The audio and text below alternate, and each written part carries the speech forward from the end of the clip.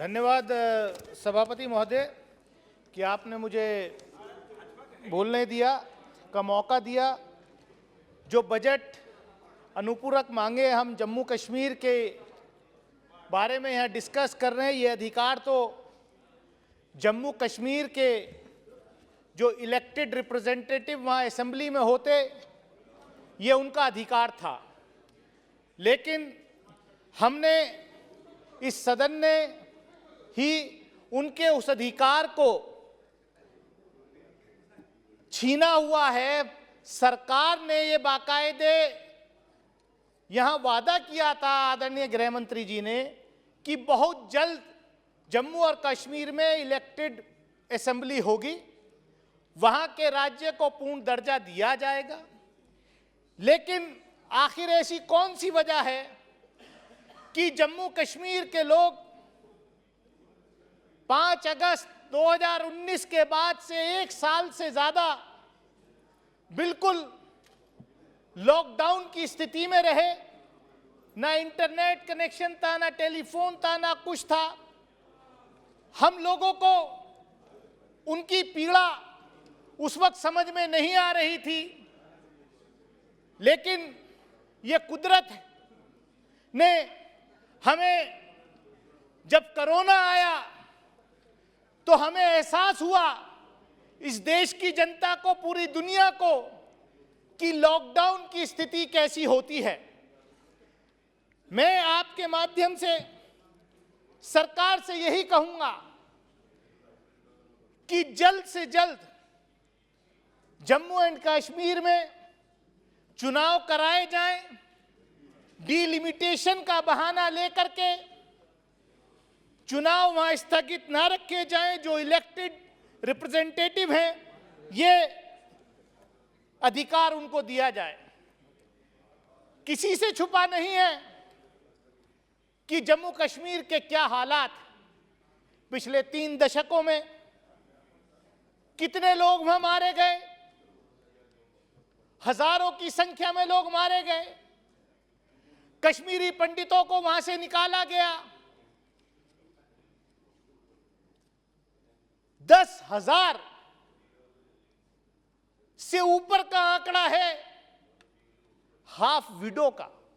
ये terminology half window, मैंने जब मैं कश्मीर गया था, जम्मू कश्मीर गया था एक डेलीगेशन में, तो मेरे सामने ये टर्मिनोलॉजी वहां पर आई। मैंने कहा ये हाफ विडो क्या है साहब? बोले हाफ विडो ये वो है जो जम्मू कश्मीर के नौजवानों को रातों रात गायब कर दिया गया। उनकी पत्नियां उनको ढूंढ रही हैं कि वो जिंदा हैं या मर गए हैं। और हमारे यहां, हमारी भारतीय संस्कृति में ये है कि अगर, मैं खाली इस्लामिक लॉ में बात नहीं कर रहा, इवन भारतीय संस्कृति में भी ये है कि जब तक अगर किसी औरत का शौहर, अगर किसी पत्नी का पति गायब हो जाता है, जब तक उसको सबूत ना मिल जाए कि हां उसका पति जिंदा नहीं है, तो वो दूसरी शादी भी नहीं कर सकती। ऐसी स्थिति से 10,000 से ज्यादा हाफ विडोज जो हैं वहां पर झेल रही हैं। 50 हजार बेगुनाह लोग वहां मारे गए हैं। और जब ये सरकार आई थी तो इन्होंने वादा किया था कि कश्मीरी पंडितों को वहां पुनर्स्थापित किया जाएगा। मैं आपके माध्यम से पूछना चाहता हूं सरकार से कि पिछले 2 वर्ष में आपने कितने कश्मीरी पंडितों को पुनर्स्थापित किया?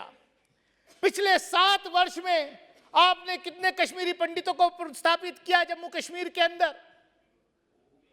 आपके पास, मैं समझता हूं, कोई जवाब नहीं है। हां, आपने पिछले 7 साल में, बड़े अभी माननीय मंत्री जी कह रहे थे कि हमने ये किया, हमने, हाँ आपने किया।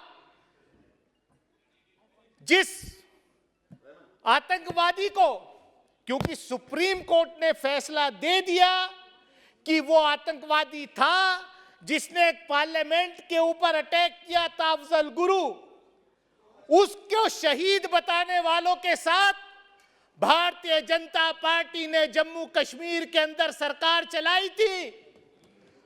और आप कहते हैं उनकी बात। आप सिर्फ यहां पर बात आई अभी कि कश्मीर फाइल्स एक मूवी आई है, उसको देखना चाहिए।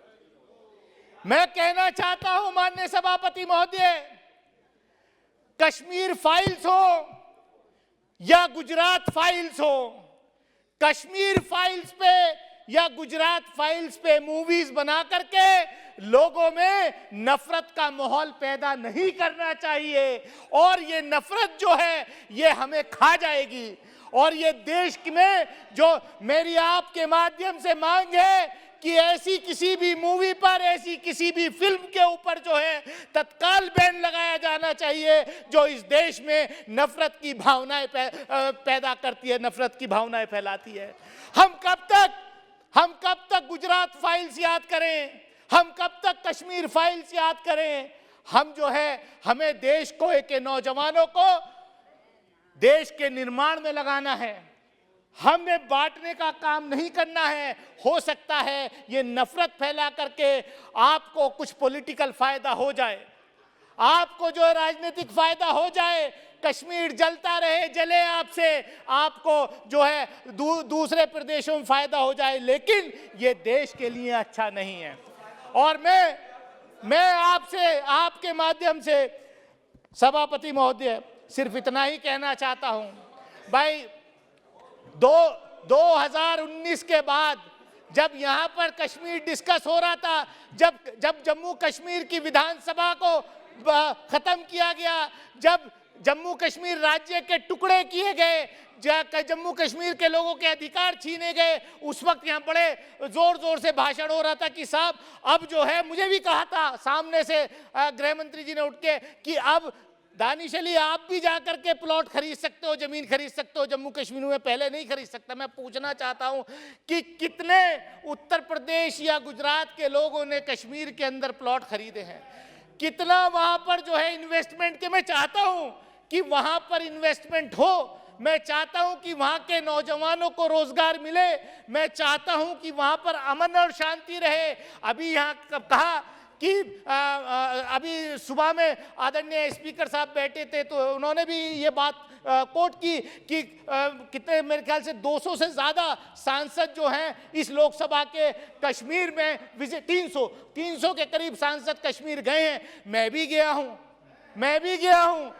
गया था और मैं परिवार के साथ भी गया था, लेकिन वहां पर शाम 6 बजे के बाद जो आपकी सिक्योरिटी में लोग रहते हैं, बुलेट प्रूफ गाड़ी में बिठाकर वो कहते 6 बजे के साहब हम भी आपके साथ नहीं जाएंगे, जाकर के होटल में बंद कर दिए जाते। मैं आपके माध्यम से सिर्फ इतना ही कहूंगा कि देश के अंदर, मैं सिर्फ सभापति महोदय, मैं चाहता हूं कि कश्मीर में, जम्मू कश्मीर में शांति बहाल हो, जिन लोगों के साथ अन्याय हुआ है उनको न्याय मिले, उनको रोजगार मिले, और डिलिमिटेशन का बहाना लेकर के वहां के चुनाव न टाले जाएं, जम्मू कश्मीर के असेंबली बहाल की जाए, जम्मू कश्मीर को पूर्ण राज्य का दर्जा दिया जाए। और एक आखिर में बात ये मैं कह के खत्म करता हूं कि ये सरकार आत्ममंथन करे कि जम्मू कश्मीर का बंटवारा करके